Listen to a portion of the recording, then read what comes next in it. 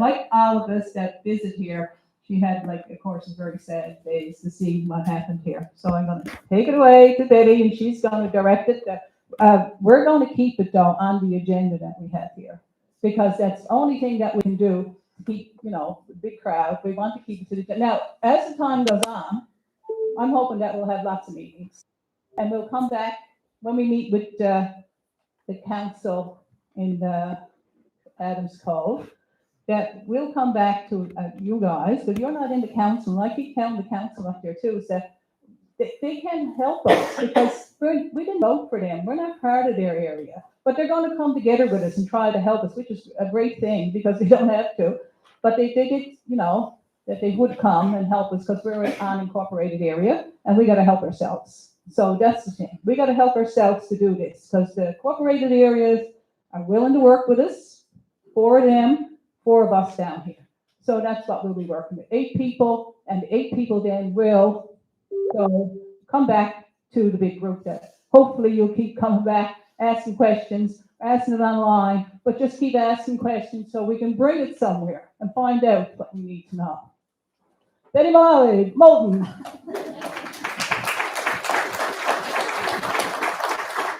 Hello, everybody. I'm so happy, I guess, in some ways, and sad in other ways to be here with you tonight. Like many of you, I have deep roots and connections to the North Shore. While I don't live here, I feel very connected to the North Shore, and everyone knows that I'm going to be buried in graveyard in Northern Bay. Not anywhere else. So my husband knows if he wants to call me, he can call on. My sister's going to take charge. They're younger than me. So anyway, there's a lot of people here tonight that I recognize, and that I went to school with actually, and we're still talking, so it can't be all bad. And so I'm happy to see them. I'm also happy to see a lot of the older people here that I'm sure are so saddened, like the younger people as well. But for them, I'm sure it's that much more difficult, because they've seen a whole lifetime of their accumulated, hard work and energy and efforts put into their home. I mean, everybody takes so much pride in their home, and then to have it destroyed or demolished by the fire, it's very, very sad. So we need to look, as Stella said, to come together and figure out a way forward. And that's my background, is in disaster emergency management. I've worked, in a number of disasters, and I recognize that I can only give you some direction and support. The decisions to how to move forward is at your level.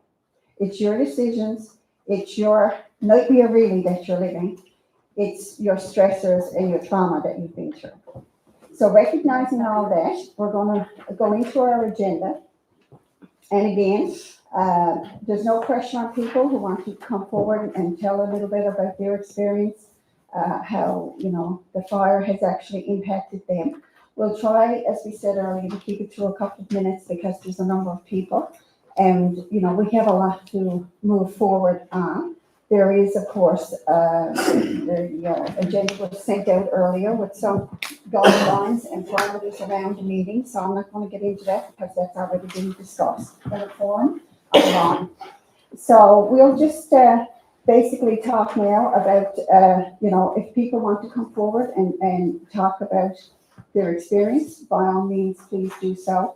Also, be very mindful of people and how difficult this is for them to even come forward, because as a rule, the people on the North Shore are quiet people.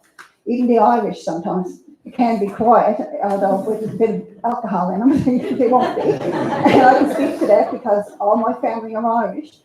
And so we want to recognize that people are really struggling, and if people have insurance or don't have insurance, we're all in the same boat. There's so much loss and destruction. We want to be empathetic and supportive of each other. And that's why people who have been directly impacted and those that have not been impacted are here tonight, is to support one another and to build a capacity to come together to recover from this horrible disaster. So if people want to just come up and say, if you want to speak forward or come backward or go to the side, it's up to you. if anyone would just come up, like, we just like people, just come up, tell your story, about 2 to 3 minutes. So tell us about, what happened, how you felt, what help you got, if you got any help or no help, and just come up and tell us, like, get the meeting going now, because there's so many stories that people can tell. And Tracy's gonna start us off here now.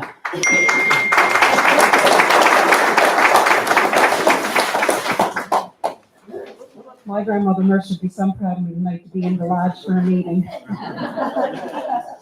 My name is Tracy Shute, for those of you who don't know me. I'm Ray Dwyer's better half. And like Bob Kellen, I'm not from the North Shore, but it feels like I am. You don't have to be here very long when this feels like home. And to watch what happened in the last several months here, really since the 2nd of May, when the fire started, before I go any further, did I see Roger Gillingham here earlier? Yeah, here. Oh my God, I don't think I'll ever be in Roger Gillingham's presence again in my life when I won't feel like there's a hero here with me. So I just want to say thank you.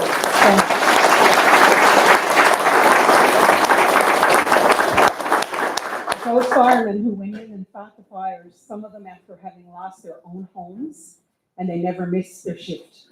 As real heroes, you don't have to look far in our communities to find them. But back to our situation, I guess that's the idea, is to kind of tell your story. So we have a house in Ocracoke Cove, and of course the Red Ochre Cafe. Ray's mother's house is next to ours. His sons, Matthew and Becky, are just down the road. And we're in a situation where we can't go to one another's homes to stay because none of us lost a building.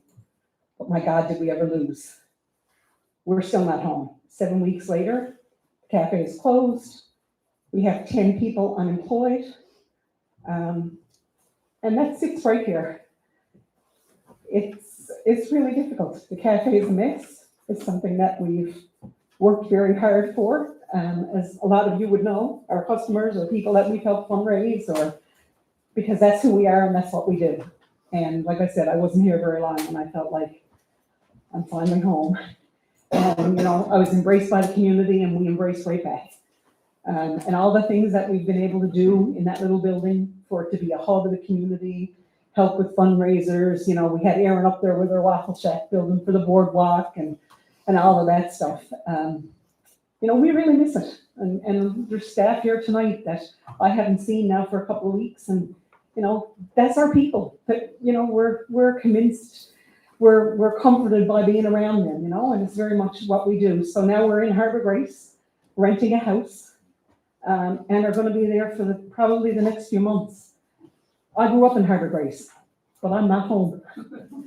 And it's the funniest thing to me. You think I'd be comforted by the fact that we're renting in Harbour Grace, and I am not.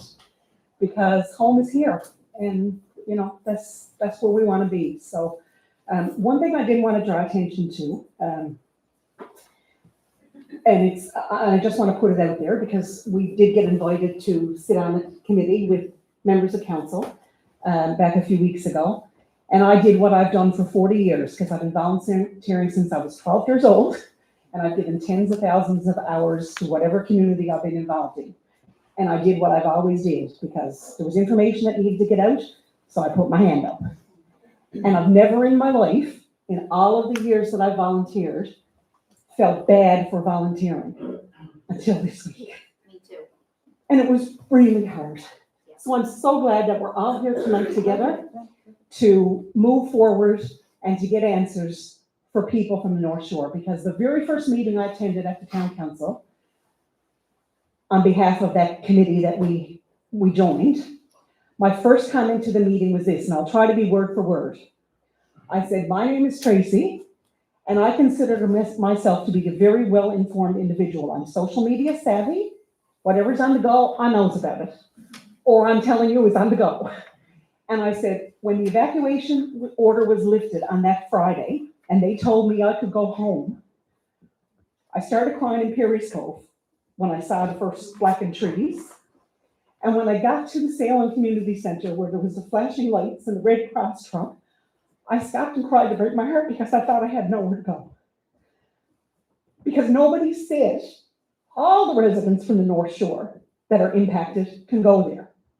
Every post I read, and I read them carefully, said residents of the town of. Didn't say anything about Kingston, didn't say anything about Oakwood Cove or Western Bay or Northern Bay. It was all the town of. Now they corrected it. Give, credit where credit is due. That message got corrected. But I didn't have a clue what to do or where to go. Where was my pamphlet to say, go home and throw out your freezers, or tape up your freezers and throw them out, or inventory your food, or don't drink your water? Nobody told me anything. So when I got the invitation to sit at the table, I thought, Christ almighty, if I don't know, sure, who knows? Because makes it my business to know what I'm supposed to be doing. So that was my reason for sitting at the table. Me, and I'm sure I can speak for the rest. Get the information out.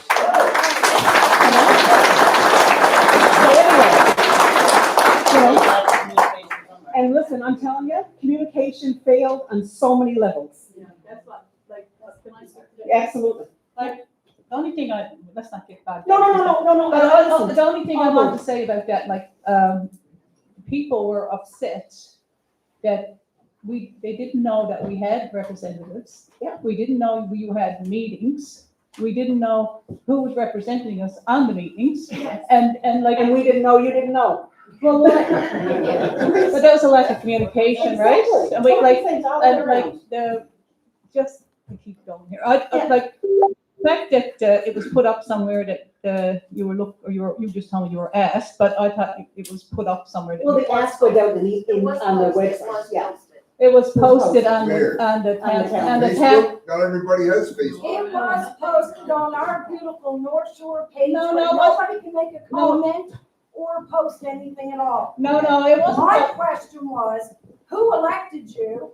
And Okay. why did you start a committee without asking anybody in the community? Yeah. Well, Actually, we were invited to. See, Excuse me. No, I'm not giving out my turn. You have your own standing. You can't represent us. Can I answer that? But it's gonna keep going. It's gonna turn into a- Because I like to finish my comments. You finish your comment. Okay, I'm asking a plain question that nobody's been able to answer. Okay, so I've just been told we're not going down that road, so I'm going to finish my comments. And that is, as a business owner in the town and a homeowner in the town and part of this community, we'll be here to do and help wherever we can. There's no personal gain for me or anybody else who's involved.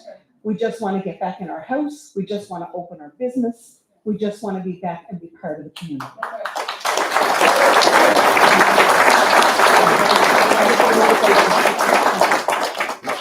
See, again, the whole problem was that people weren't aware that the town of Adams Cove was looking for people to go on. See, we're not part of the Adams Cove. I don't go on town Adams. I have no reason to go on there.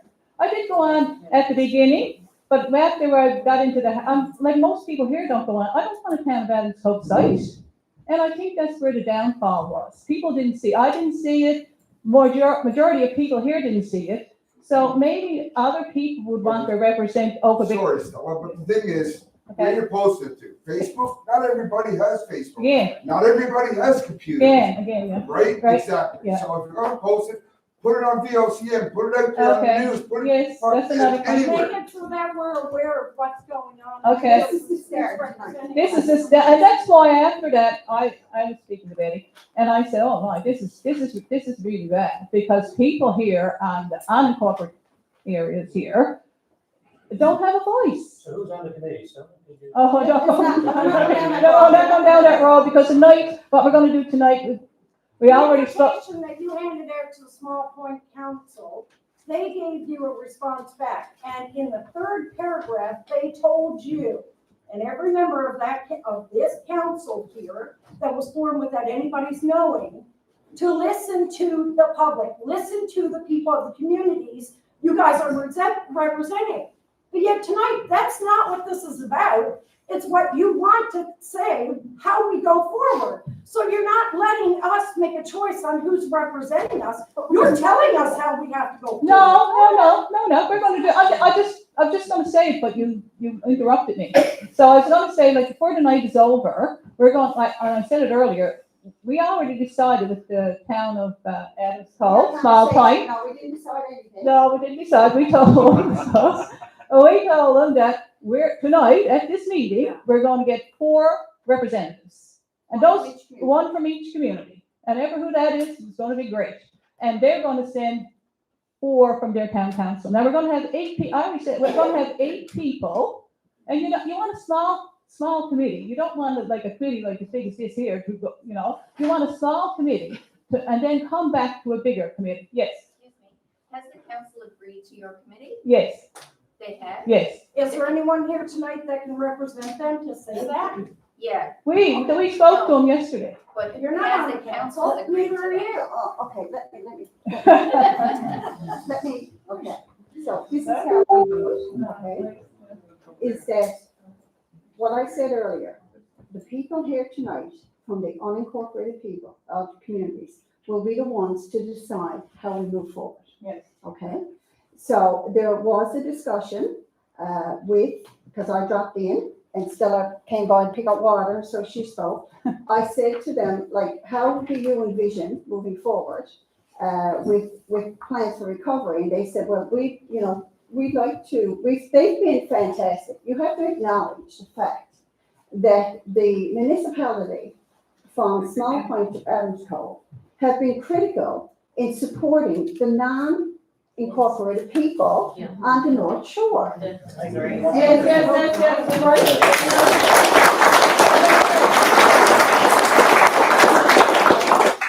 So with that in mind, and you have to understand that when you're dealing with a large-scale disaster that we're talking about here, that will take weeks, months, and maybe years to build back better, like infrastructure, like you're only going to get one opportunity to build back this community in terms of disaster relief funding.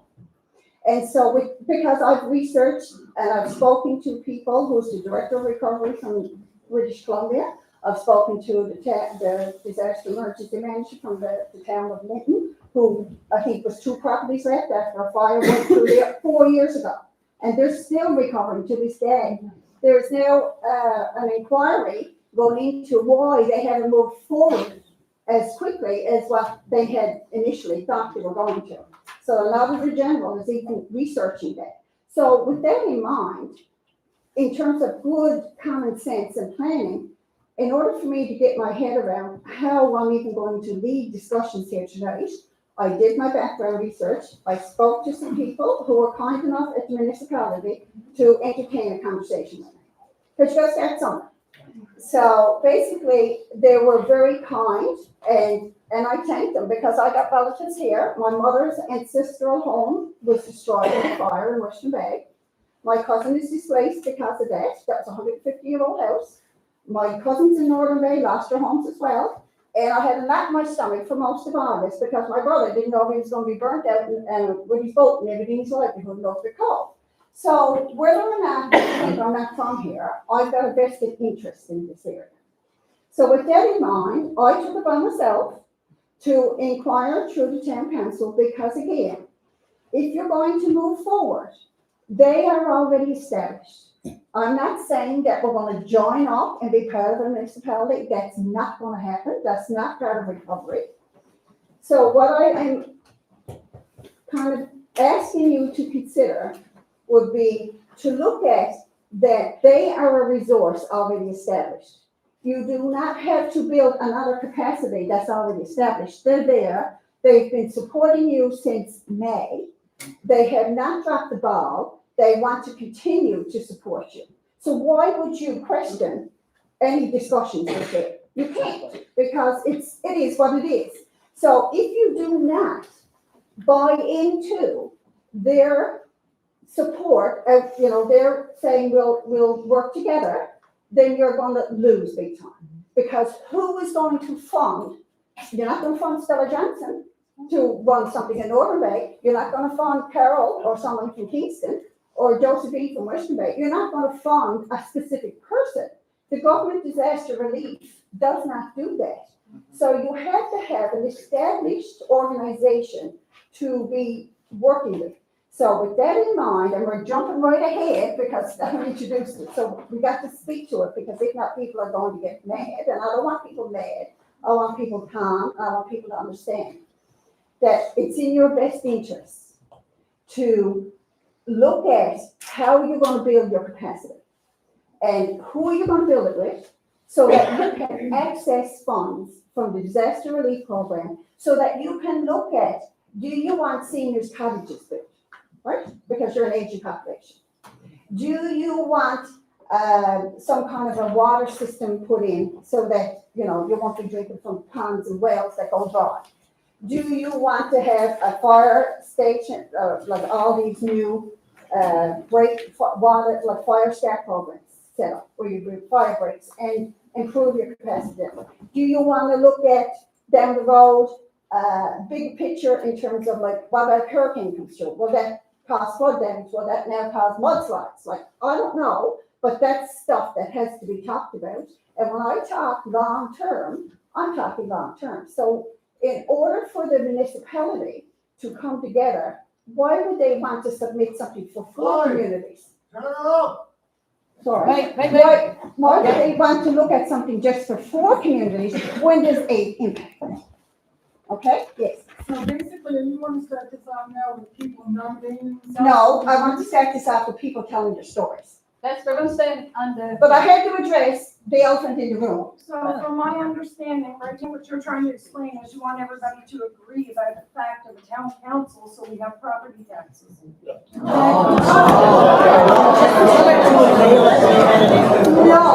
that's the opposite of what I'm saying. Closer. Okay, that's enough, we're gonna shut that down. Because that's not what's happening. You must be the only one in the room, I'm sorry, to understand what my conversation was. I said, from the beginning, that's not at all what I'm saying. We're very clear, we're gonna come and look at something. So I want people now to settle down, and I want people to again feel that they have a supportive environment. If you're not here to support people, please leave.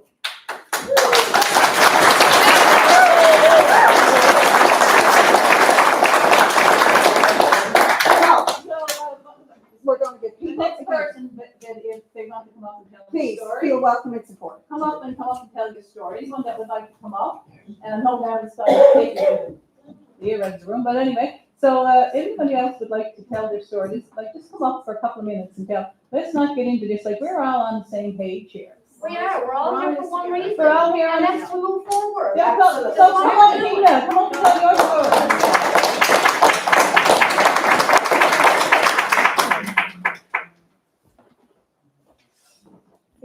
For those who don't know me, my name is Tina Fay. I've been living here on the North Shore for almost 40 years.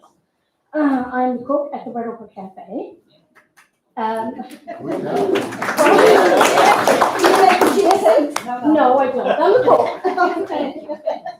What I'm here to say is I'm sitting on a committee with Tracy and the rest of the people. We've been in talks with town council.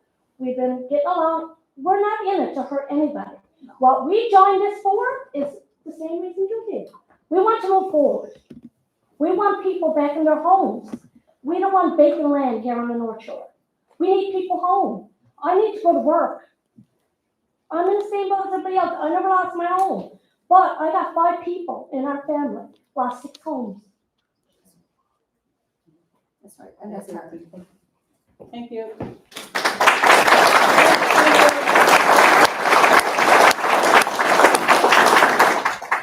Thank you, Tina. See, all this got off on the wrong track, because everybody wanted the same thing, but lack of communication, again, is a big thing. Anyone that ever studies communication, they know that anytime you're running any kind of a business or school or anything like that, lack of communication is one of the things that brings everything down. So that was a big indication of this committee that you guys were asked to sit on or join or whatever the word is.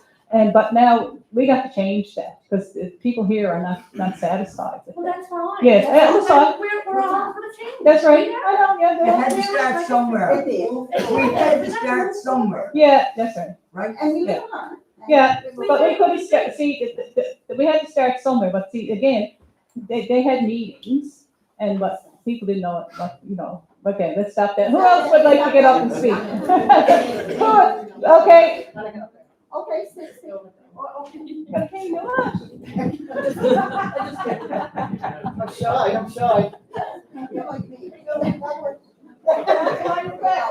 Hi, my name is Josephine Hogan, and I'm originally from Northern Bay, but I live in Western Bay. And myself and my husband Brian Hatch, we lost our home and everything belonged to us. My daughter, who's a single mom, has 2 children just up the road from me. She also lost her home. So I know I'm in the lodge, but to say this has been friggin' devastating would be the biggest understatement of the year. I just wanted to tell you that much, but I do have a good news story that I would like to share, if you don't mind. So I have a sister who lives in BC. Her name is Betty. She's married to Larry. He's originally from Montreal. So anyway, he's got a call one day a couple of weeks ago, and it was from a man in Quebec. I'm getting ready because I'm getting nervous. It was from a man in Quebec, and he said, Larry, can you tell me if anybody in Newfoundland, like, and he said, yeah, her 2 children. And he said, there's a man. And so Larry was like, okay. Anyway, he called me for my mailing address and la la la. So to make a long story short, a couple of weeks ago, myself and Brian were sitting down in a restaurant in Carbonear, and my daughter called, and she said, Mom, and she was crying. And I said, what's wrong? And she said, you know that man who wanted to help me? And I said, yeah. She said, I got a check in the mail. And I said, oh, so was it like $500? And she said, no. And she was crying to break her heart. And she said, Mom, I said, what? She said, I said, was it $1,000? And she said, no. I said, what? She said, it's fucking $5,000. So this man who we don't know to this day, we don't know who he is. We just had, like, he sent Blaine a letter. And so she put the money in the bank because he's an older man and he, he don't do automatic deposits, so he had to send a check, blah, blah, blah. Anyway, she put the check in the bank and all he asked for, he sent her a message and a letter and stuff, and she's getting a card ready for him of a thank you note. All he asked for was a picture of her and the children. So we all might have lost our faith in humanity, but you know something? That man just brought it back. Thank you, guys. And thank you so much to all the volunteer fire departments. Great story, John. Yeah, it was excellent. Really nice. I'm after having a few interviews, and so one of the, I think it was CBC or something, said to me one day, do you see any beauty in the Northshore anymore? And I stopped and I said, no. And then I said, don't I see a lot of beauty in people. And I can't believe people, like, they're unbelievable. People want anything. Where's that Scotty too? He's here somewhere. And everybody wants anything, like, you can go in furniture and anything anybody wants, like, people will go and get it for them. Here you are, Scotty. And he'll go get anything that people want, like, he's a great fellow. Come up here, Scotty, come up. Scotty needs to get a round of applause.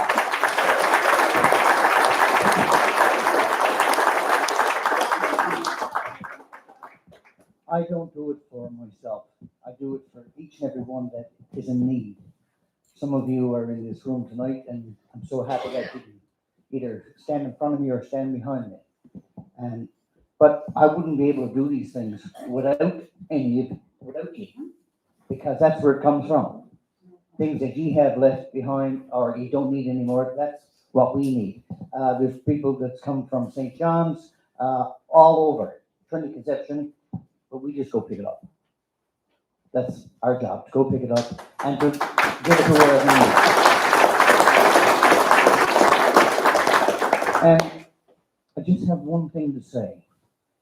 There's somebody that's been on my heart ever since this fire. I have a 75-year-old aunt who lost her husband a few years ago. She lost her home. No insurance. I think of her every day. How will we be able to recover her home? There's many other people in the same boat. How will they be able to recover their home? I asked Tony Wakeham, shoulder to shoulder. Tony, is this gonna be another Portabags? My answer was no. That hurt. Why did he answer no? The money's not there, Tony. The money's not there. The money's not there. I don't- But I don't as a believe it. community, and I'm looking from Kingston to Low Point, or as a region, as we are now, we have to get the money. Somehow. It has to come. Danielle, you're running. You're running. Allison, you're running. Run for the North Shore. Run fast. If you're gonna do anything for this campaign, make sure it's for the people who have been burnt down. I don't care what else we need homes back in our communities. We all have to come together as one. North Shore strong. North Shore strong. Positive, never negative. We need no negativity at all. And this is the thing, moving forward, we all. have Come to- together as our forefathers and our grandfathers did. That's what we have to do. Thank you so much.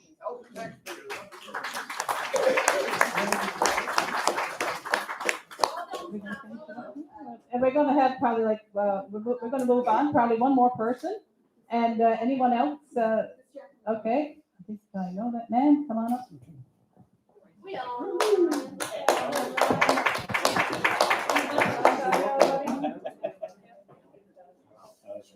My name is Brian Rose. Myself and my wife were displaced, our home burned down, everything we had. And right now, we're so far away from here that we'd love to have a place to rent here.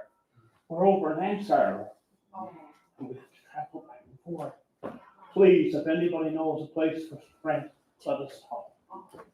Thanks. Thank you. Thank you.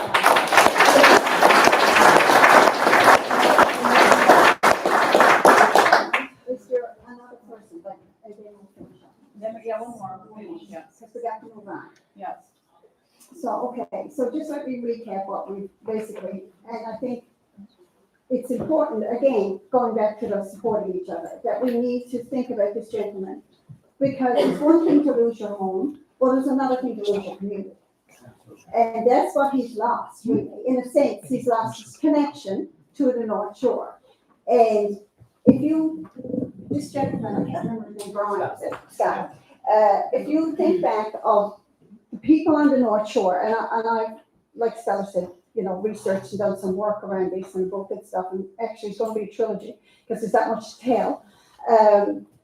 If you look at the history of the North Shore, okay, and you go back to the wars and how much loss we had during the wars, right, the 2 wars, and the seal hunts, and the fishery, and the, you know, the disasters, like the fires alone, that was like, yes, there was the fire in 1960-61, but the house fires and the tragedies that were in house fires in Smoot Cove and in Loran Cove and Jobs Cove and Small Point, horrible stuff. But people came together as a community to support each other.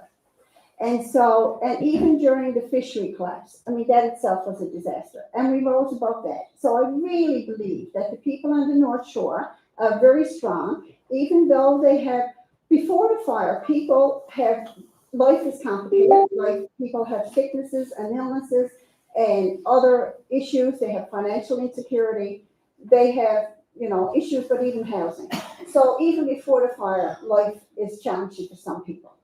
So with that in mind, you know, that's why it's important that we think forward in a positive way and look at how we're going to support each other. Like our ancestors did for decades and generations, like back to the 1800s, we can document this. And this is where we need to rise above any pettiness or anger or misunderstandings or lack of communication. We just need to move forward.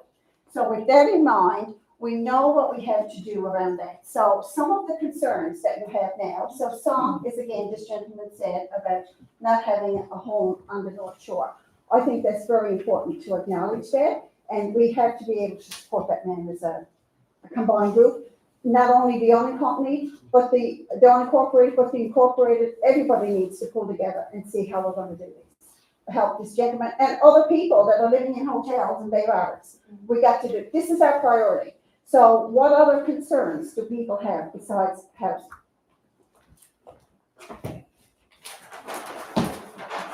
What's the people gonna do when they gotta get out of their rentals in November month, because they frost, as far as I understand. Correct me if I'm wrong, got to move out after 3 months, or there may be no help there for them. They cannot help with it. Where is they gonna go? They can't pay for rent, they're gonna sleep on the street. That's the point, yep, that's good, yep. Where are they gonna go? Red Cross, 3 months, you're gonna pay. Yeah, so, You're looking at November. No. I think Can you explain, the government is agreed for 3 months, is that correct? I don't know. $10,000, what was the agreement? What was the agreement? 3 months? 3 months, for as I It's understand. $1,000 if you, stay with family and friends, and it's $1,500, they're gonna give if someone's gonna rent them a home, and that's only till November. That's right. Yes, that's only if you don't. That's right. So, So they're definitely gonna have to change that for a lot of people. What? I think The it's only gonna part- be That man here can't find a place to rent. He gotta go from Lloyd to see his hometown again. And They're all I did too moved first up, when they're I all was- gone, they're down to foreigners. It's time to be changed. Change, I hate the word, and I hate to say the word now. It's gotta be done. We gotta stick together and say, look, we are the taxpayers, there's no money, why? Where did it go? I just told you where it went. but, And this, when it comes to fires, we don't know if it's Dick, Tom, or Harry starting the fires. I'm No. not so hearing it's it. a separate issue. the $1,000 a month, they're saying this people without insurance. No. No? No, No. that's for People everyone. without- Bring up- With no insurance, you got insurance, they won't give it to you. Okay, You got insurance, they won't give it to you. That's right. That's right, yeah, so that's right, without insurance, people $1,000 without insurance. Okay, so anybody, is anybody in this, anybody here can actually confirm that? Yes, Tracy. Yeah, so for people who are uninsured, Yes. my understanding is the same as what you said. $1,000 a month, Yeah. if you're staying with family or friends. Yes. Yeah. And $1,500 a month to rent, and to be assessed in 3 months. so it's Okay. gonna be assessed. That is correct. It says, okay, That's pretty uncertain words for people. Yes. To know if they're going into a rental property, that's gonna be assessed in November, when we're probably gonna be having a big Right. Okay, I've been asked up here to ask, anybody in the, out here now actually availed of those funds, have received those funds? Is there anyone here now that actually had those funds? You received it, Tammy? Yeah, I had to fight. I received $1,000 Okay, yesterday, that's it, yesterday. but it took all this time to get. Yes, okay, so they did, they're doing it now. And it is only $300. Okay. Okay, we're gonna keep moving here now. If you have to see of the rental of some properties are over $1,000. Oh, yeah. So the housing is a huge issue.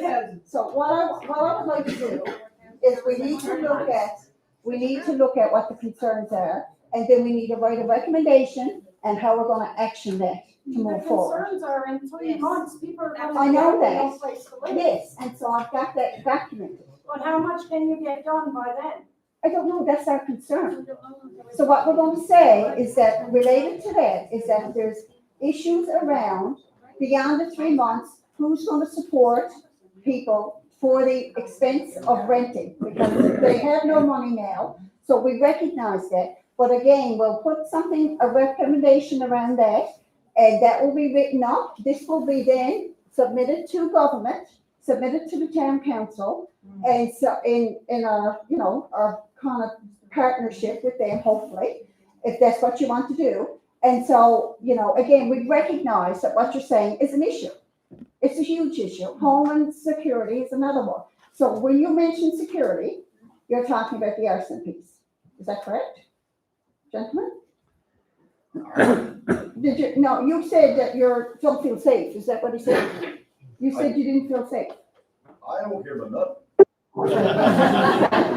I got a sister. I think you're trying to say. Yes, we understand that, sir. We understand that about the rental piece. Oh, We've the got Harry, that- who knows the Dick, Tom, or Harry was, it's the goddamn minis in there. Yeah, we People understand. are afraid of that. Of what, sir? minerals in the ground. Okay, so you're Now, are we talking, getting very good for minerals in the ground? Good question. That's all taken to the whole. okay, so what is the issue So about we're gonna minerals? investigate, maybe it's a problem. Okay, so, Maybe it should be a better- oh, wait, sir. Just a second, please. What is the concern about minerals in the ground? Is it safety? Is it like digging it up or children are playing? Is it, like, what's the No, concern? no. I don't know. It's making marriage, making cars. What? Goes farther than children. I just say, it. It's still It's got nothing to do with safety. It's got to do with getting birds out quarterly. Pardon me? What you're trying to say is that, are we getting birds out so that the government can get the minerals? That's what it's about. Oh, no, okay, all right. Just wait, please. Okay, please be quiet, we have a lady. Is the gentleman referring to the topic of debris management, like how are we No, getting rid of the But bird that's- trees and? That's another concern. Yeah. That is a legitimate. I think that's a big concern with it. Yeah. Getting rid of debris, that's a big Even concern. around people's property, I thought, even if you didn't, You're not gonna go probably the whole area. But if for Joseph, if you get someone here to do it, you get the excavators, cut these damn things down, even a couple hundred feet, right? Just take some of the gate loader. Okay, so the bird woods and all that stuff that's around there. yes, debris management in general. In general, okay. You know, Yeah, because we had an organized removal system for our refrigerators, we had somewhere where we could drop off our garbage, like, you know. Well, okay.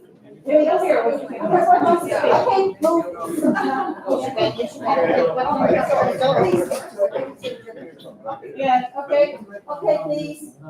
Hi, my name is Robin, and I live in Western Bay with my husband, and I'm here with some good friends tonight. And I was just wondering if the gentleman was referring to, you were looking for things to bring back to the group. Yes. I was just wondering if he was referring to debris management, how we had a very organized method of getting rid of our refrigerators and our food waste, et cetera. And we knew where we would bring things. And, you know, most of us are in our properties now. You see in your neighborhood that properties are being cared for and that, you know, someone came and took the shed next to us and took the debris away. So I was just wondering if that was a topic that you were interested in. So you're talking about forestry and all that. And are we going to get involved in reforestation and planting new trees and Yeah. community gardens and all that kind of thing? That's why we're studying that better. We see fires and we were too, Also, so. get rid of the trees along the side of the roads and planting new growth. That's right. That too. So that all comes to reforestation and the whole debris management. And that's the real concern. Because the other thing is that it's a concern from, I guess, a toxic waste kind of thing. I don't know if there's any toxicity in it.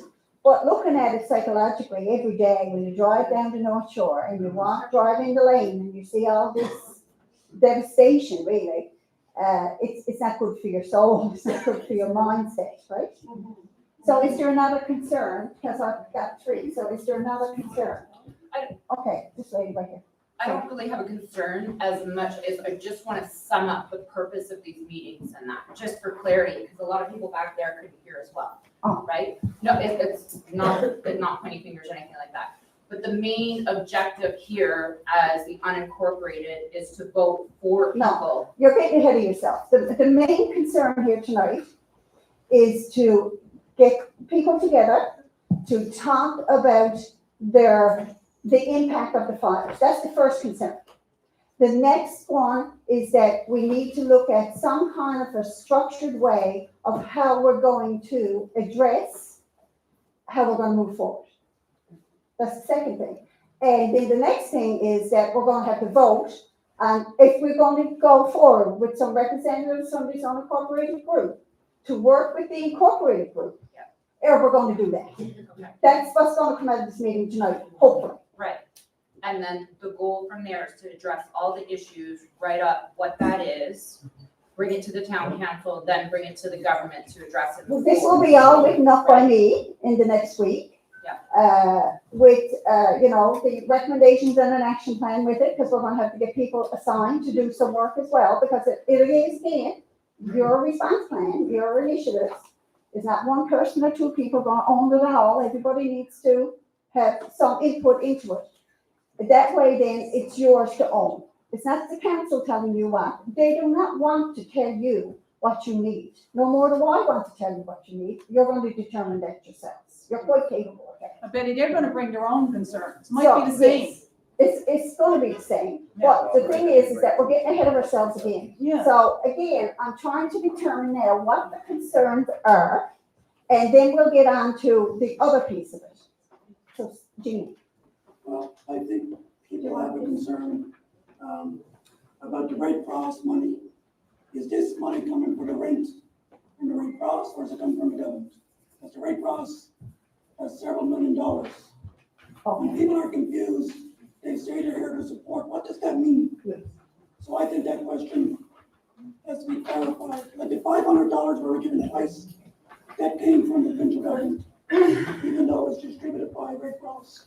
Would you like me to clarify that one? Can you repeat that, Betty? So, No, I understand. can you repeat that in the microphone so that people? I understand what Jeannie's saying.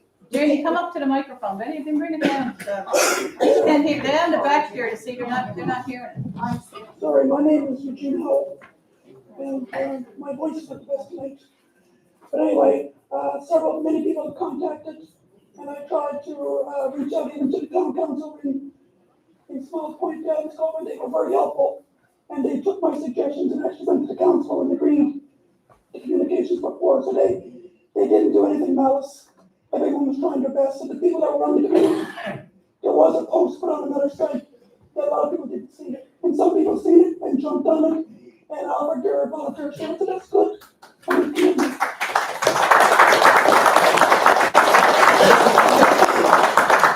So as for communications, I think overall from the government, it's been very poor.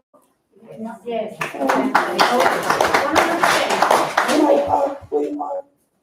I've tried to contact Steve Crocker myself many times. I don't know if he's sick or what happened, or if he's run away to. No, I don't know. It doesn't show well for him. Over the years, people voted him, and he's couldn't even show his presence at the town. Maybe he did, I don't know. But everyone says the same thing. Never seen him. Anyway, there's been a lot of money raised, and people are donating 100,000. And it seems like when you ask someone, they don't seem to have an answer. Like, who owns that money? Where's it going? Is it going to the Red Cross across Canada? Because that's confusing. And considering Northshore to be as far as go, yeah. Yeah, when I ask the question, they say, well, we're there to help people. So I think that's one of the questions. Most of all, Red Cross. And when somebody says there's no money there, I think that's too quick to be making that statement. Totally agree. You know, there's elections and there's political will. That's to say that at this point, I don't agree with that. There's always money. Yeah. But there's always money for different things. And if you look at the money they're spending on the problem of chemicals to regulate it, this is peanuts. When they fix a war thing, $6 million in open gold, people think it's a lot of money. They spend billions on the Rideau Canal and all their jobs in Ontario for the federal government, billions. So when you think about our little towns, that's peanuts. So I think that the federal government and even the communication, like are they talking to the federal government? We don't know. You know, we don't know. So I think those things need to be clarified. Sorry, my vote's muted. Thank you, Jenny, I understand.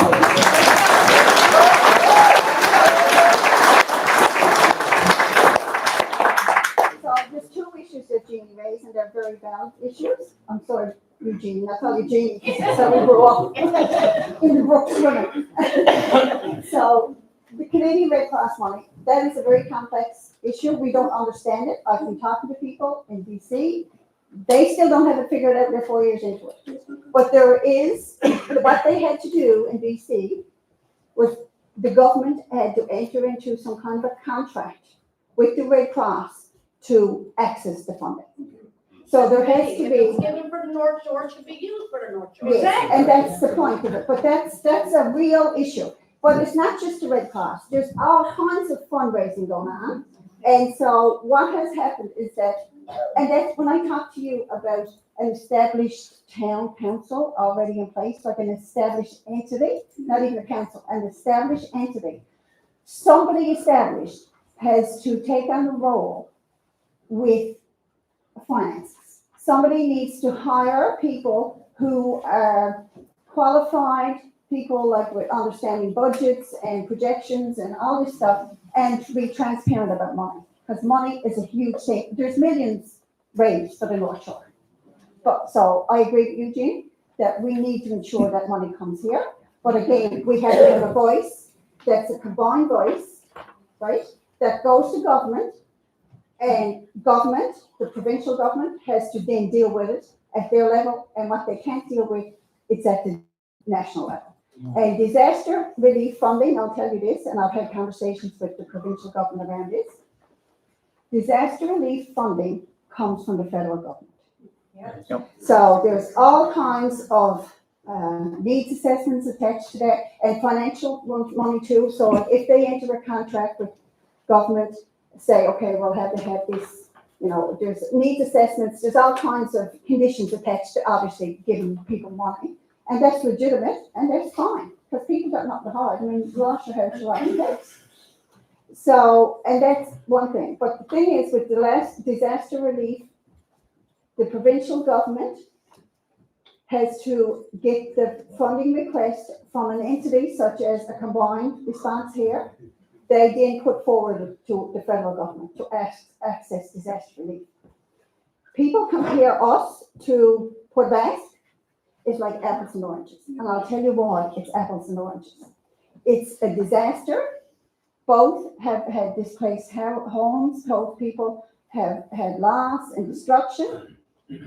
And sadly and unfortunately, and I went through, because I read the regulations, and you can go online and read the regulations that the provincial government has around disaster relief. You can Google it yourself, and I don't want to be the bearer of bad news, but I'll tell you that it's not a nice road to go down. So what it is that disaster relief, it's not for fire. They expect people to have insurance. Right. So when I called in to the person who manages that for the provincial government, I said, am I understanding correctly what is written in your policy that comes from the federal government around disaster relief? She said, yes. I said, explain to me how that could make the distinction between fire and what happened in Port Basque, because I've been in Port Basque. I was there for 2 weeks in Port Basque, responding to that with the Red Cross, actually. So I know the destruction that was over there. The difference is that you could not get insurance for the event in Port Basque. That was like a roadway that came in and wiped out Port Basque. There's no way of being insured for that. Under the government's perspective, whether it's right or wrong, I don't know. It's a policy in government. So that's, and it's, again, it's something that you can take on. BC haven't won it, so I don't know what we're going to do. But you need to think ahead that government will not get funding to replace people's homes. That's not going to happen, unfortunately, and sadly, that's not the reality. She told me that even though people have many reasons for not having insurance, and a lot of it is people are, as Stella said earlier, living in homes that are older homes, that are wood stoves, that can get chimneys or whatever, they're built on blocks, whatever the case may be, they still think that that's your responsibility. So at the end of the day, you can't compare yourselves. It should have been the government's responsibility that against them. So it is what it is. So sadly, They took the water bombers away, it was their responsibility. I'm not getting down that road. We set the parameters for that. We will have to burn. So This is supposed to be a meeting so we can all discuss. yes, that was said very quickly in the please note, we are not discussing response times. So whether or not you abide by that or not, there's not going to happen, because that will take over the whole meeting. And if you want a separate group, Bob can set it up or somebody else can set it up, but that's not going to be discussed under my direction tonight. It's not our homes in danger, it's our lives. understand that. So, with that said, around the bit of knowledge I have around the fire piece of it, I'm gonna just tell you that it's very important that people have access to that money that Jeannie's talking about. It's not just the Red Cross money, there's all kinds of money that's being. And so that's why it's so important to have that money for people who do not even have insurance and people who do have insurance. Because everyone has to be treated fairly. I was told, to live in a town like they have with the Red Cross, which wasn't on, if the funds weren't directly saved for Kingston wildfire, it would be spent on the Kingston wildfire. It was gone in the general path of. Yes, disaster relief. Yeah, sorry, it was gone in the, well, it's fine. That's fine. I think I'm allowed. I think it was gone in the general path for the Red Cross. If the next disaster happens in New Brunswick or BC, that money goes on with the Red Cross, right? Well, So that's what and I even asked her about the lady I was speaking to. I said, what happens to the ones that are in Kingston? It's dedicated, it's probably hundreds, so that could be millions, I don't know how much it is. She couldn't give me an answer, so it's, like I said, besides buying water, food, and the necessities and the cleaning boxes, like, what about at the end, there's $2 million there? Where does it go? You know, like people I know, people here tonight probably haven't got insurance, you know, that maybe then the money could be spent there, you know? You know. That's why it's challenging. I'm telling you, they had that challenge in BC. They really did. And they're 4 years into it. But they had to do up a contract with the Red Cross, and it was a battle. And they got a contract in place around transparency, around getting the money, and knowing where the money is, and then how you're going to distribute it. But I think that's the Red Cross in That's general, you know, yes. for Canada and maybe the world. It's an international entity. Millions that we get, whatever disaster it is, whether it's Port of Ash, now it's Kingston. Whatever's not spent here, I think travels with the Red Cross and goes on to the Well, next disaster. and again, if people went to Mary Brown's, like there was lineups for miles last week in Gander, that was specifically for the North Shore. Yeah, that was That's what Kingston you're Fire, talking yes. about. It was, if you made a donation, you had to say, this is for the Kingston Fire, earmark for Kingston Fire, it would stay with the Kingston Fire. And that's why it's bigger than us. Right. It's government talking to the head people in the Red Cross. But it'd be nice to know what funds are in that fund, you know, what's still there at the end of the day, so. And that's and something what they're that gonna needs do to be done. We already got that put down. Yeah. So this, Tracy? So the funds that were raised for, like, for example, Mary Brown's. Yeah. My understanding from the Red Cross is that the funds that were raised, the pot of money is called the Newfoundland Wildfires. It's not the Kingston Wildfire. It's Newfoundland. And what they told me when I asked was that the fires in the other areas, like Martin's Lake, for example, didn't have near the damage. So naturally, the lion's share of the money will go to the Kingston Wildfire. That goes without saying. But they did tell me that the money would stay in Newfoundland for the fires. Yeah.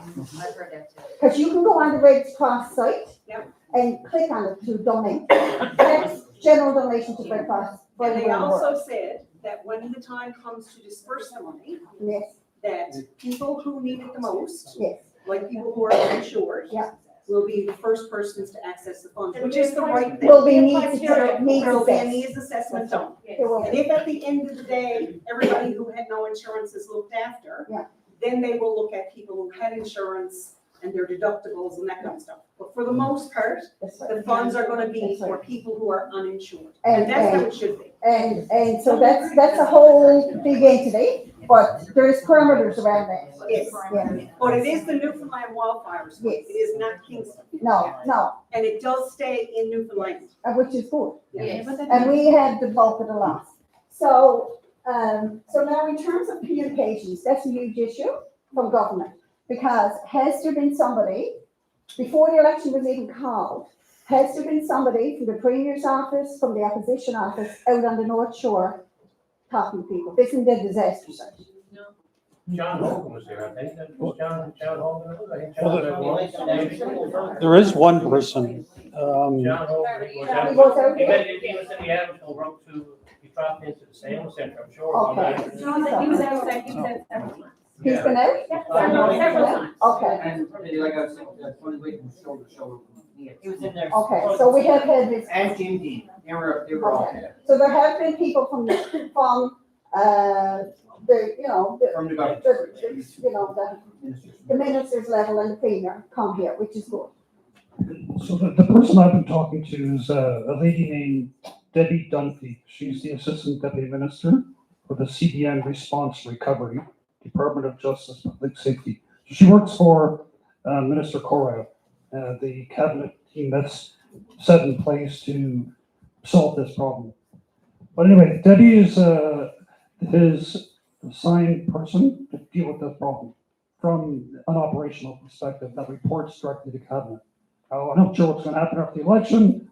Maybe that changes again, but for now, that's who the main person is. And she wrote me today saying, "Good day, Bob. Thank you for inviting me to the town hall meeting and sharing the agenda. While I'm able to attend the meeting today, my team is certainly going to meet with your group, not my group, the group, to hear your concerns and key priorities raised at the meeting and help form the response." So there are lots of people I think that want to help. Now we're just going to come up with a good governance structure that works.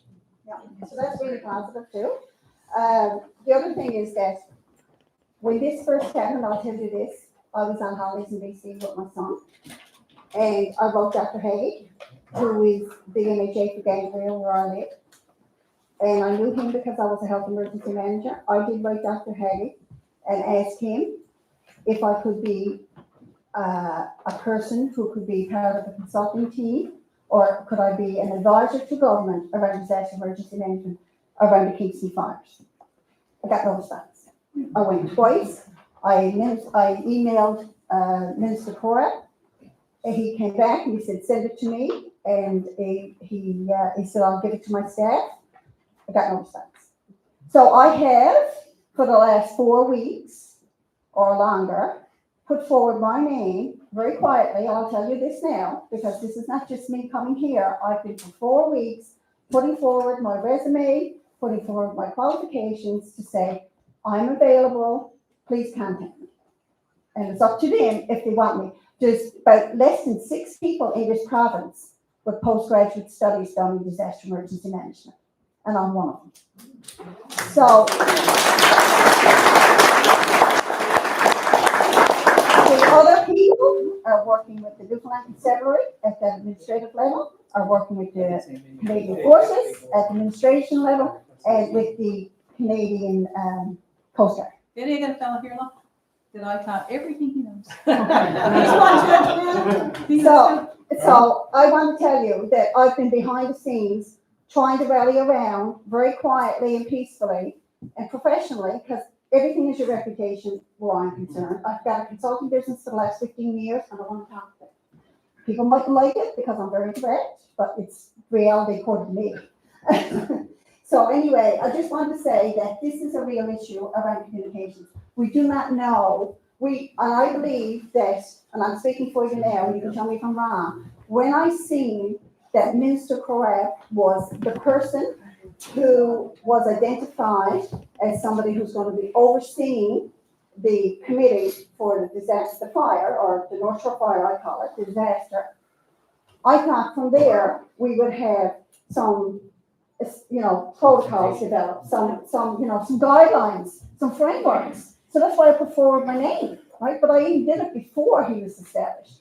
So then I thought, well, things are going to come forward now. There's going to be frameworks developed.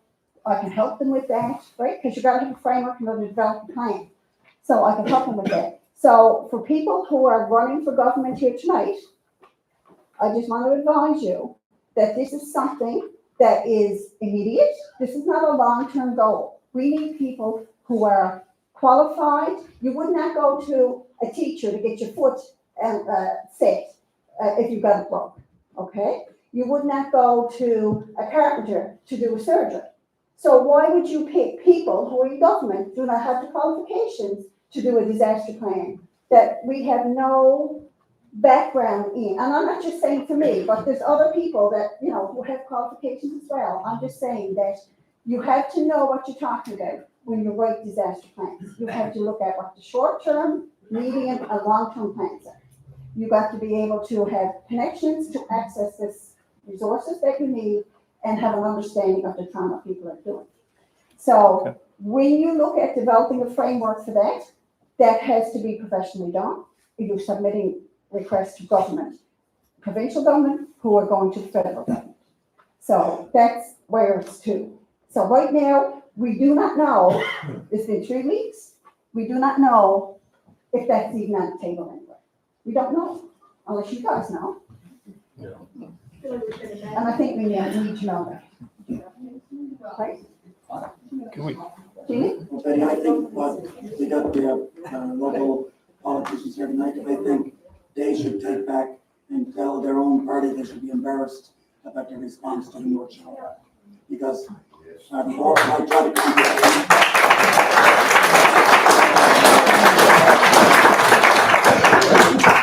I think that people who are here tonight representing the parties, and even the leader of the PC party, I think that the scale of this disaster was totally minimized. And I think it's out of sight, and I put online, it's out of sight, out of mind. And they're going around talking about we're gonna have, lower your taxes. We just poured $4.5 billion last year to the Newfoundland government. We don't need a tax break, we need more water bombers. We need a system that, if someone phones the government, the guy was appointed, I don't even know if he's been out in the North Shore. It's embarrassing. And the people who are representing the government, you should go back and tell them that we're disappointed and they should be ashamed of themselves. You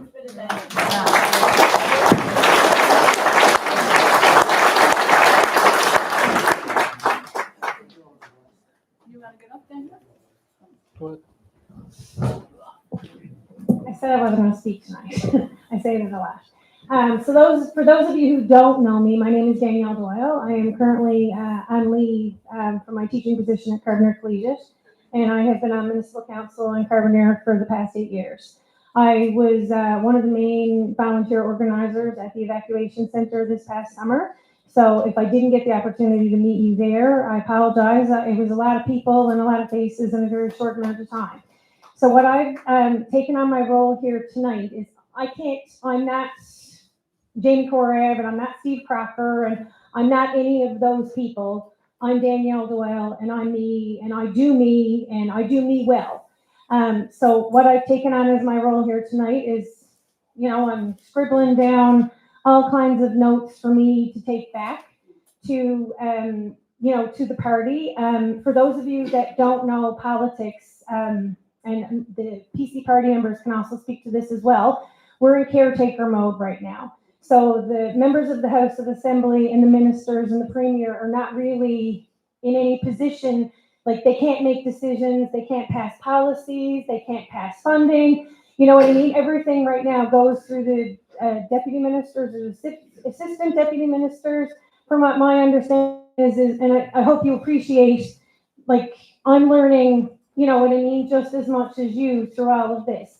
But I mean, I am taking avid notes. Like, I recognize the importance of not only community emergency plans, but I think one of the things we've seen from this summer is very important. We need regional emergency plans. Like, the town of Carbonear emergency plan is no good to the people of the North Shore, nor is it any good to the people of, we all agree with that.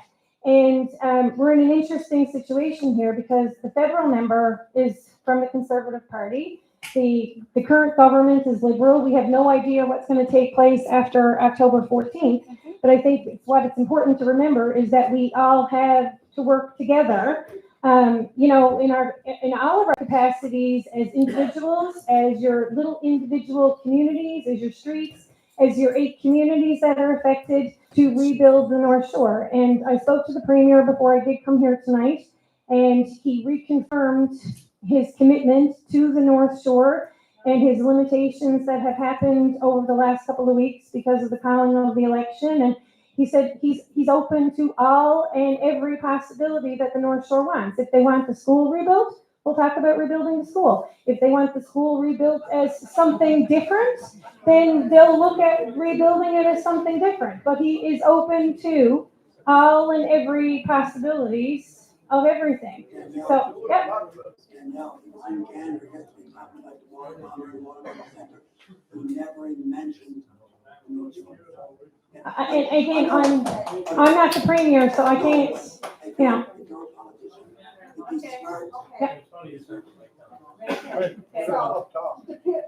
Since this lady from the Liberal Party spoke, we might as well go get somebody from the PC person. They can help you. Just introduce yourself, okay? Just introduce yourself and just,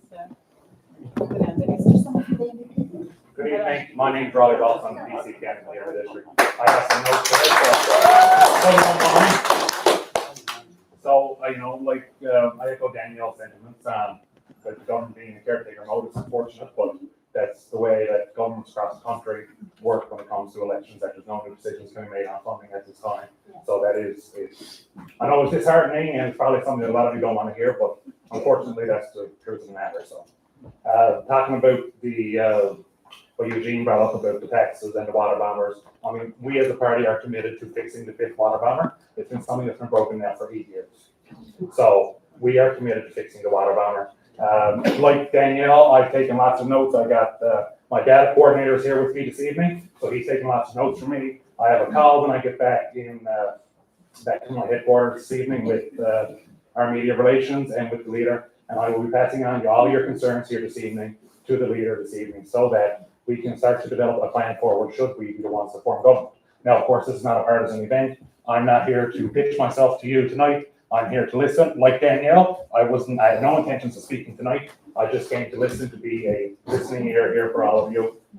It's important that, you know, we listen to and hear your concerns, because you are the ones that live here, and being able to take your concerns, your issues, what matters most for you, what you would like to see for future back to the party is what my intentions are. So thank you very much. Thanks, Stella, for the invitation for this evening.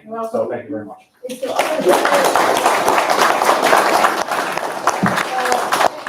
there an NDP candidate? Independent. Allison was here. I don't know where, is she still here? Allison? Allison. Yeah, okay. Here we go.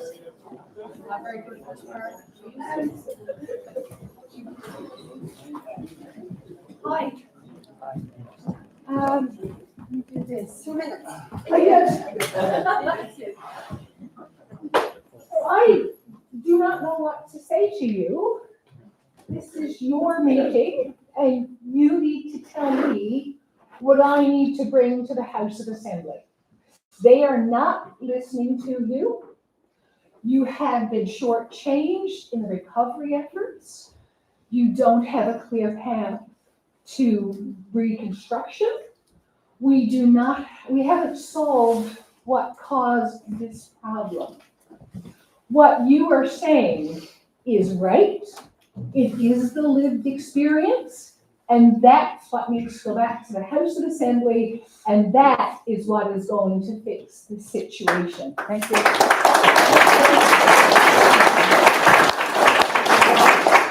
All right, so now, is there any other concerns? I'm just gonna get out of the way. Thank you. You want to speak to that?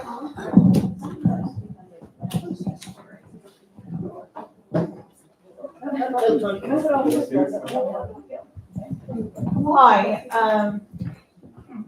I'm not from the area. I did teach here many years ago at Jackson Mall Memorial High, and I taught in Northshore Collegiate. And I have to say, for the 10 years that I was here, was the best 10 years of my teaching career. I never saw a group of people come together and fight for what was right for their children, but I saw it here, and it was phenomenal. I can't tell you a number of times as a vice principal when I would be at school late, and parents would call me up, "We see you're still at school. We got something after supper, come on over." Never saw that anywhere else in my career but here. Never heard your name. Never heard your name. Oh, I'm sorry, Carletta Wells. I want to mention safety. My mother always told me when I was a child that I could fight my way out of a paper bag and fight the devil. And I love that comment because it gave me confidence to go forward as a woman. Well, I have lost that confidence since May. I don't feel safe to go for a walk. I'm petrified to fall asleep. I smell smoke all day long. My husband thinks I'm paranoid. And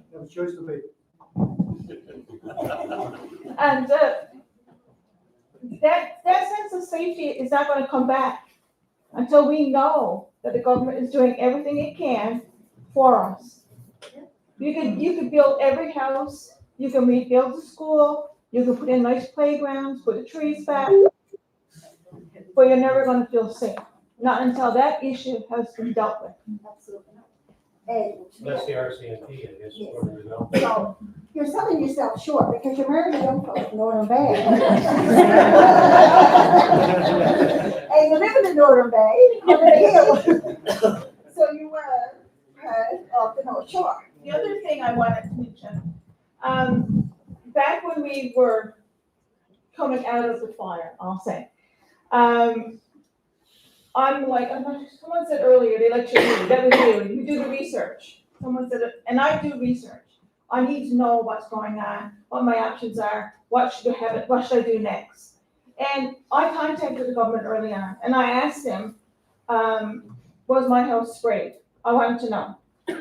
And I was told it was sprayed. I was told by another individual that my house was sprayed. But I had to go look for that information. The government, the onus was on the government to come out to each and one of us and tell us why and what happened. Why was my house sprayed? When it was sprayed? You need to know that. You need to know that. When I entered my home, the day they told us to go back, all I got was a stink of chemical. That's the only way I can explain it. You got the pungent smell of the food. You got smoke, but it was a chemical smell through my house, and we had an air quality test done, and it came back. We had to leave. We had to leave our house until it was purified, everything was clean. But no one took it on their own. The government didn't reach out to me and say, your house was sprayed, or your house was sprayed, or your house was sprayed. It was on me, and that's not fair. I shouldn't have to do that. No one should have to do that. A lot of sprayed with. And what it was sprayed with. Yeah, a lot of sprayed with, you know? Absolutely. My That's house, a concern. yeah, Thank you. I just want to say something to that too, because, I found out yesterday, because I'm always doing research, as Carlotta knows, and I found out yesterday that my house was sprayed. Before, it burnt, I suppose, didn't do much good, but that's not the point, because all my well and all the plants and stuff, and I'm up there walking around, is that toxic?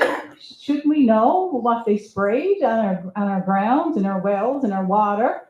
And according to the person I spoke to, everybody was sprayed where the fire was.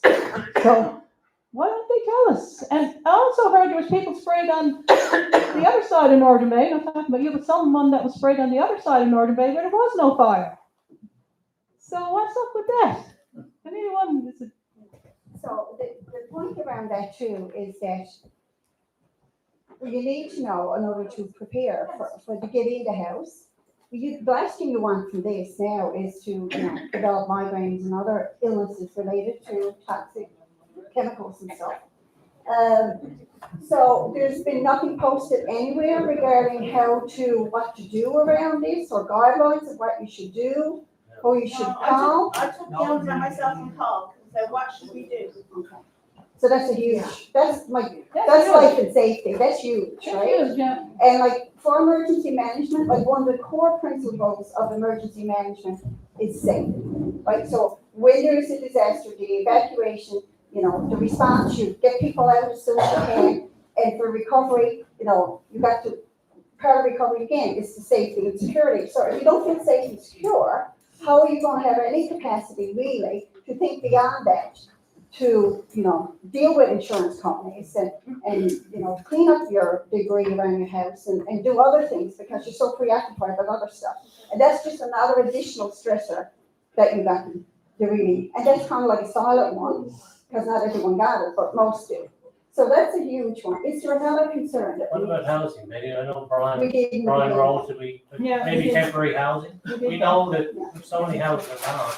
We know the limited amount of contractors in this area who can build houses. So unless we come together as a group somehow, but housing, maybe that's something, for temporary housing for those people. We know it's only a couple of months, winter is here, and there's so many individuals that aren't going to get a place good this year. Right. So what we'll do now, from what Eddie is saying, is that we'll go into looking at what are our next steps and how are we going to take a recommendation forward and who we're going to send to. Barry, sorry. Can I take a couple of? Yes, you can. My name is Barry Snow from Smooth Cove. I admire what you're doing here. I'll give a little tiny bit of a different perspective, perhaps. I enjoy the candidates, by the way. I'm busting laughing at inside for those that know my backstory.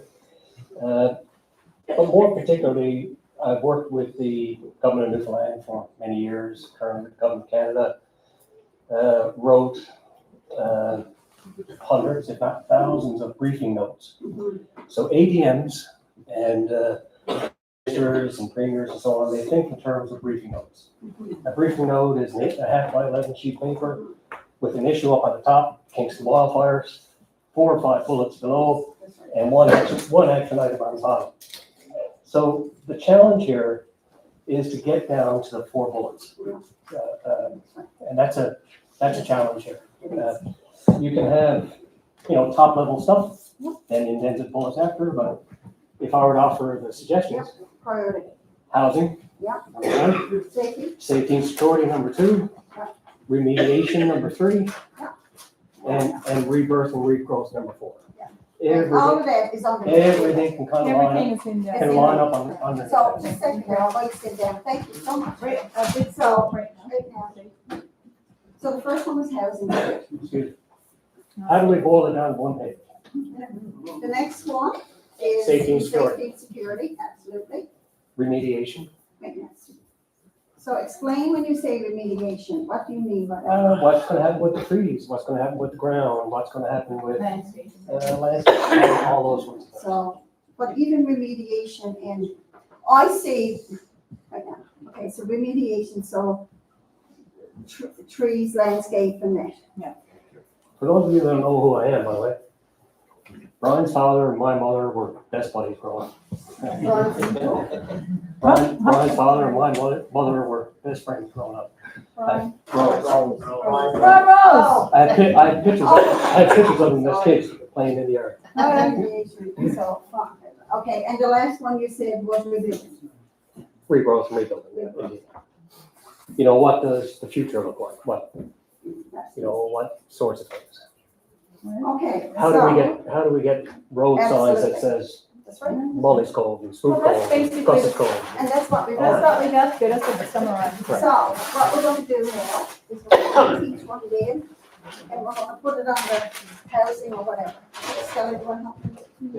That's just my couple of observations. I don't know what you're doing. Oh, thank you. Thanks, Barry. And I appreciate that, and, give us some more feedback, because we need, there's so much expertise on the shore, people don't realize that people have come back to retire, and people who are here are had all kinds of life experiences on the shore, but outside the shore that they can bring to the group. And there's people who have summer homes here, or that are newcomers to the area, that bring all kinds of skill sets. And you're an example of that, and Jeannie is an example, and Tyler is an example, and Josephine, and whoever I look around the room. There's all kinds of people here who can help us rebuild. Jackie and Valerie, they're all these little people, so I can't even see them. There they are. And Bella. Bella. So, okay, so Barry says we got 4 things. Are people okay? Yes. Okay. All right, so the first one is housing. So this one here comes under housing. Yeah, sure. Right? That's housing. Excuse me, Betty, there's a shy voice near me that keeps whispering, what about our water supply and our wells? But that comes under safety. Yeah, I'm understanding. Yeah. I'm understanding. Yeah. That to me is safety. Carolina just brought that up about the being sprayed. So that's a good point. I have to say it comes under remediation. Yeah. Well, it comes on the housing too, right? Betty, I have a question. Have we really talked about why and how these fires started in the first place? Is No. that something we're not gonna get into, at least the. No, we're gonna focus on this. We know that's about a safety and security issue too. We know there's the urgent issue that refers back to what Claire was saying. She says she don't feel safe in her home, she don't feel safe at walking. That's all part of that safety. So safety is huge. Okay, so concerns about housing. We got this one here is housing. I don't understand that. No, let's see. Okay, debris management, so that comes under remediation.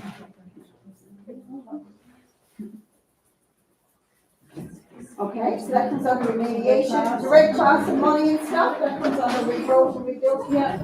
Right? For Jean and it, is that okay, Jean? Housing? Yeah, if the funds are there, why not use it to help people rebuild, you know what I mean? Housing is probably already one. Yeah, okay, that's fine. The next one we got is communication from government. Not being coming forward, continuing to work for visit, but we need more of a coordinated approach for disaster management. Excuse me, sorry. So the next one, I'm sorry, is communication from government and that, and if we need to, you know, people are feeling very disappointed to being abandoned. So, you know, I don't know how I want to say that. I consider that your fifth bullet, by the way. I was going to say, it's so important. Yeah, okay. So, that's there, communication. Safety, education, safety and security.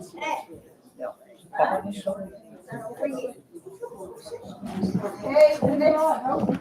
Maybe are you saying there's no money that you can see coming to the North Shore, this takes fire from the feds or provincial? No, I'm not saying that down. I'm not saying that down. No? No, because if you look at, that's why it's so important that we develop a framework. Right. To develop our plans. So what has happened at BC is this whole, if you go on the federal government website, and they talk about disaster response, and there's all kinds of information there on it. Right. The piece about the fire and insurance, that's one little piece. But there's a whole section there on Build Back Better. And that's what it's talking about, like, from an emergency management point of view, it's like we're gonna look at that. So when I say Build Back Better, there's all kinds of funding for that under the federal government. Provincial government have to ask the federal government, because they have the mandate for that. Right. So, for example, out in British Columbia, there was a recreation center built, there was a swimming pool built in Linden. So they had, everything was there. They helped them, there was funding came, and they helped build a new town hall. They helped them build a new fire lift station up there, all kinds of stuff.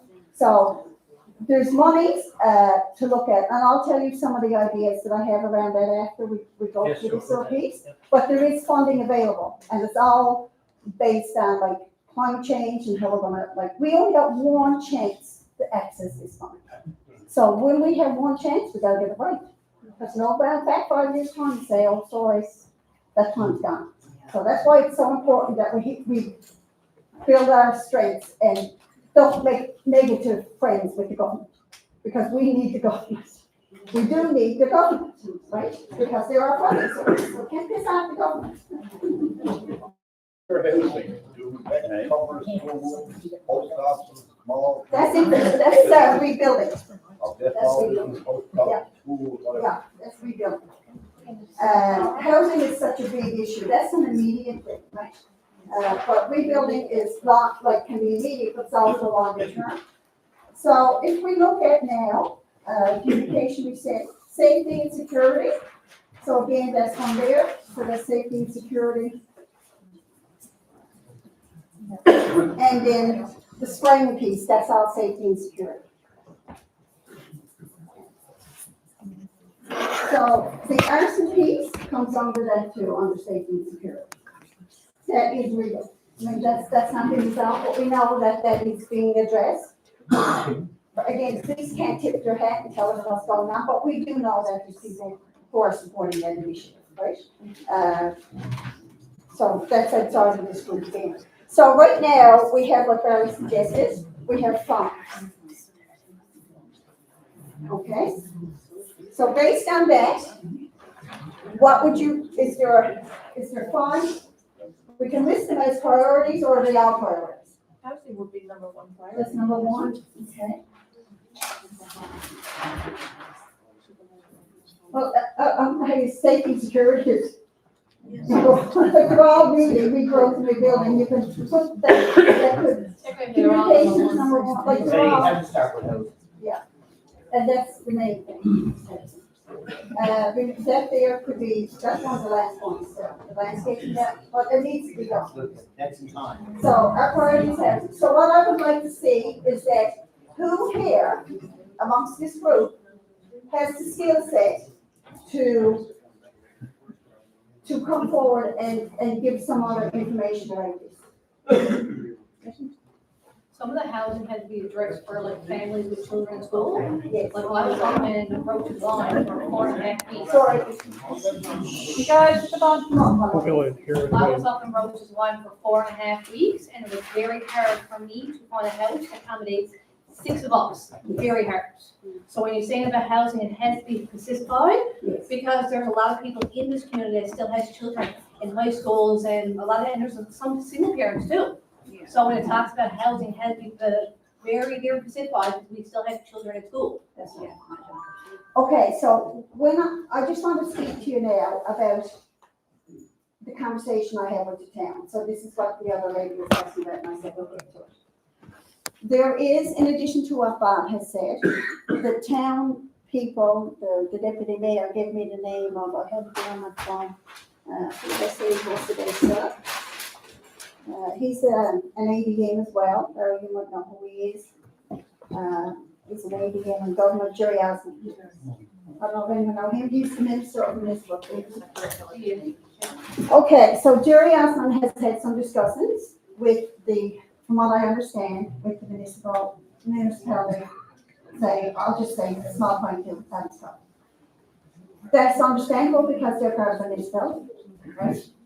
The thing is that he's also stated that he's available to talk to us, as in terms of the non-incorporated, about how we could also not be a municipality. That's not what I'm saying again, I'll tell you that. But how we can develop some kind of terms of reference that we can work with, that will align, if you want to work, we have a terms of reference, the municipality up there would have a terms of reference. At some point, the two would merge into a recovery team, not a municipality. That's totally different. So we need a coordinated, integrated recovery team. I would envision having 2 co-chairs. One would come from the unincorporated, one would come from the incorporated. So you'll be standing on equal footing. So therefore, you have as much say at the table as the incorporated. And that way, I think that would be a good path forward, but again, you'll have to decide that. So in doing that, and this is what I talked about, when I wrote a letter to, people in government and asking could I be part of a coordinated response, a consultant. I talked about having some kind of advisory team, with say 8 people. I talked about they reporting then to, so I'll write it down here, because I'm a visual person. So I'm looking at community engagement, this group here, along with the people up in the other communities that are part of this stuff. So I'm looking at this group here as the community. So they would report them to an advisory group that I'm talking about, this advisory group of 8 people. They would have 2 co-chairs. I'm a doctor, I can't write. 2 co-chairs would meet with this Mr., what's his name, James? Correct. K-O-R-A-B. He's still there. So, correct, and then he would go, he's supposed to go, okay? This is how I see it. So, like Stella said earlier, this is the first of many community engagement meetings. This, along with the other group, will have to come together as a full group. So we need the stadium and hard ways to pull that up. Well, generically referred to as the governance structure. Governance, yeah. Right, and if you don't have a co-chair, that's important, I want to see that there. I suppose to use the Gretzky term, is you can't score if you're not on the ice. That's right. And you can't score unless you're part of this team. So it's a good structure. The other, there's a little small ace in the hole Come on, here Sarah, too. please. There's a little small ace in the hole on the council in Small Point, Evansville, Rockville. And that's a gentleman by the name of Mark Plowman. I know, yeah, I know. Mark. and Can I you use work- the microphone? Oh, sorry. Mark and I worked together for some years. We were ADMs together. Recently retired, living in the community, understands this governance structure and knows the foolish bureaucratic speak that is necessary to move this stuff along. So, you know, we'd like to see Mark there too. Oh, he will Well, he be. will be. Yeah, somewhere, you know, Somebody, 'cause he's on the council. he's on the council. He will be a co-chair, He probably. will be a co-chair and then the Well, mayor. I don't know. Yeah, the mayor. The mayor could be a co-chair, I don't Is he know. on for that? But Mark. No, but he will be on the Oh, mayor. okay. Yeah, No, so it's all somebody from the elections. municipality would be a co-chair, Yeah. somebody from here would be a co-chair. I just- Equal foot. He's a good He gentleman, is. knows how this. And I knows how this- compliment I think he him. worked with And Charlie. he understands what I'm talking about. He worked with He Charlie. does. He's very positive. So how does people feel, how do people He feel? worked with Charlie. Any concerns, That's the way forward. right? Yeah. Are you okay with that? All right. So keeping that in mind, because again, speak up now or forever hold your peace. So with that then, we will need 4 representatives. And that will be part of this, I'm hoping, now, they haven't agreed to this advisory group, but they want to work with us, so this is what we would promote. So work with an advisory group, because I don't know how else you're gonna do it. Or it could be a committee, or whatever you want to call it, don't matter, whatever, you know, it is what it is, it's only semantics after that. So, we need people one from Western Bay, one from Northern Bay, one from Kingston, and one from Oakland Cove. To be committed to be part of a joint advisory group. Barry. And you can okay, so, let's start with Kingston, because that's the first community, to be fair. Whose name can we put forward, people? Who do you think would be a good person to represent the community of Kingston? You need to decide that tonight. Well, There's people online, there's just no one People might online. not be here. well, the thing is that how are you going to decide? No, it's a bit, No, okay, it's a bit quick, isn't it? it is, but the thing is that how long are we going to just wait? We're already, like, they're into now, their heads are around recovery of the Or maybe municipality. you give it a week or so to get Right. names put forward. Right. There are a lot of people that are not here tonight. I know, but They they had were the choice. invited, They had the they were choice. invited, Yeah, but just because they're not here, you can't then but they were, just say, right, they just said, some there's people other that people are who here. are representing other people, right? Yes. Tina, she's from Kingston. Yeah. Where's Tina at? So the thing is that this is not the best practice, believe me, but we don't have an election format to do. So how Better would than you nothing. suggest we do it? In the essence of saving time, right? How do you want to do that, other than what I'm proposing? I think we need to look at people representing different populations. Like somebody needs to represent people who've lost their homes, somebody needs to represent people who are underinsured. Oh, Somebody needs to represent business. We Yeah. need to look at that as. And I'll get to that. Okay, so I'll continue on with my thought process. So this here is an advisory committee, all right? Under that would be subcommittee. Because like I told you, I've been researching and thinking and putting forward proposals. The first one would be a housing subcommittee. Okay, just let me do it this way. This here is the advisory committee, okay? I'm not very good at writing, I'm sorry. This here is housing, right? Somebody will form a subcommittee. There'll be a group representing housing only. They will talk about the issues that this lady talked about with housing. You know, the need for immediate housing, we need housing for people with disabilities, we need people for housing with probably mental health issues, we need people for housing for the children that go to school. We got all kinds of housing, seniors, all kinds of issues for housing. There will be a subcommittee under this committee that reports to this committee for housing. That's their responsibility, is housing only. So people who, and that can be decided after. Like, the thing is now, we need this advisory committee. Then they can come out and do an election of how they want to get these subcommittees, okay? And the next one could be something around safety and security.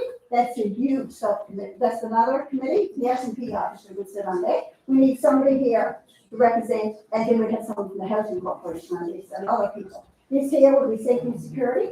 Again, would be somebody from housing, policing. Another one would be something around the environment, right? So you're talking about rebuilding the environment and debris and all that stuff. Somebody would be the environment. Another person would be dealing with finance. How are we going to run